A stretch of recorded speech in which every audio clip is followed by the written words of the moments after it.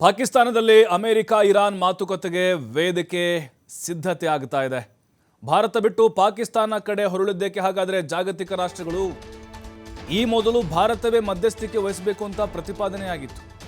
ಯಾಕೆ ಹಾಗಾದರೆ ಅವ್ರ ಕಡೆ ಹೋಗ್ತಾ ಇದ್ದಾರೆ? ಹಾಗಾದರೆ ಇಲ್ಲಿ ಭಾರತದ ಶಕ್ತಿ ಕಡಿಮೆ ಆಯಿತಾ ಜಾಗತಿಕ ಮಟ್ಟದಲ್ಲಿ? ನಾವು ಶಾಂತಿ ಪ್ರಿಯರು, ನಾವು ನ್ಯೂಟ್ರಲ್ಲು, ಆ ಕಡೆನಿಲ್ಲ ಈ ಕಡೆನಿಲ್ಲ ಅನ್ನುವಂಥ ನಮ್ಮದು ಅಲಿಪ್ತ ನೀತಿ ನಮ್ಮದು. ಆದರೆ ಈಗ ಪಾಕಿಸ್ತಾನದಲ್ಲಿ ವೇದಿಕೆ ರೆಡಿ ಆಗ್ತಾ ಇದೆ.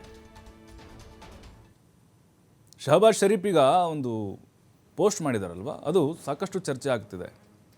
ಇಸ್ಲಾಮಾಬಾದ್ನಲ್ಲಿ ಸಂಧಾನ ಮಾತುಕತೆ ಆಗುವಂಥ ಸಾಧ್ಯತೆಗಳಿದ್ದಾವೆ.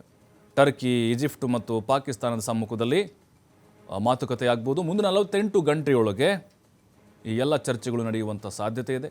ಮಧ್ಯಪ್ರಾಚ್ಯದಲ್ಲಿ ಶಾಂತಿ ನೆಲೆಸುವುದು ನಮ್ಮ ಉದ್ದೇಶ. ಅಮೆರಿಕ ಇರಾನ್ ಮಧ್ಯೆ ಮಾತುಕತೆ ನಡೆಸೋಕೆ ಸಿದ್ಧರಾಗಿದ್ದೇವೆ. ಸಂಧಾನ ಮಾತುಕತೆ ಸುಗಮಗೊಳಿಸಲು ಪಾಕ್ ಈಗ ಸಿದ್ಧ ಆಗಿದೆ. ಟ್ವೀಟ್ನಲ್ಲಿ ಶಹಬಾಜ್ ಶರೀಫ್ ಪೋಸ್ಟ್ ಮಾಡಿದ್ದಾರೆ. ಅತ್ತ ಪಾಕ್ನ ಹಡಗುಗಳಿಗೆ ಅನುಮತಿ ನೀಡುತ್ತಿಲ್ಲ ಇರಾನು. ಹೋರ್ಮುಜ್ ಜಲಸಂಧಿ ದಾಟೋಕೆ ಅನುಮತಿ ನಿರಾಕರಿಸಿದೆ. ಸಂಧಾನಕ್ಕೆ ವೇದಿಕೆಯನ್ನು ಈಗ ಪಾಕ್ ಸಿದ್ಧ ಮಾಡ್ತಾ ಇದೆ. ಬಟ್ ಮುಖಭಂಗ ಅವ್ರಿಗೆ, ಯಾಕಂದರೆ ಇವರು ವೇದಿಕೆ ಸಿದ್ಧ ಮಾಡ್ತಾ ಇದ್ದಾರೆ. ಅಲ್ಲಿ ನೋಡಿದರೆ ಹೋರ್ಮುಜ್ ಜಲಸಂಧಿಯಲ್ಲಿ ಇವರು ಹಡಗುಗಳನ್ನು ಬಿಡ್ತಾ ಇಲ್ಲ.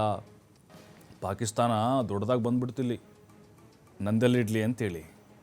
ಹಾಗೆ ಆಗತ್ತಿದು. ಯಾಕೆಂದರೆ ತಮ್ಮ ಬೇಳೆಯನ್ನು ಬೇಯಿಸ್ಕೊಳ್ಳೋದು. ನಾನು ಇಂಡಿಯಾಗಿಂತ ಪವರ್ಫುಲ್ ಆಗಿದ್ದೀನಪ್ಪ ಅಂತ ತೋರಿಸ್ಕೋಬೇಕಲ್ಲ ಜಗತ್ತಿನ ಮುಂದೆ. ಆ ರೀತಿ ಡ್ರಾಮಾ ಮಾಡಲಿಕ್ಕೆ ಮುಂದಾಗಿದೆ. ನಮಗನ್ನಿಸ್ತಾ ಇದೆ ಯಾವ ಒಪ್ಪಂದನೂ ಇಸ್ಲಾಮಾಬಾದ್ನಲ್ಲಿ ಆಗಲ್ಲ ಅಂತ. ಸುಮ್ಮನೆ ಬಿಲ್ಡಪ್ ಕೊಡ್ತಾ ಇದ್ದಾರೆ ಶಹಬಾಜ್ ಶರೀಫ್ ಸ್ಟೈಲಿ.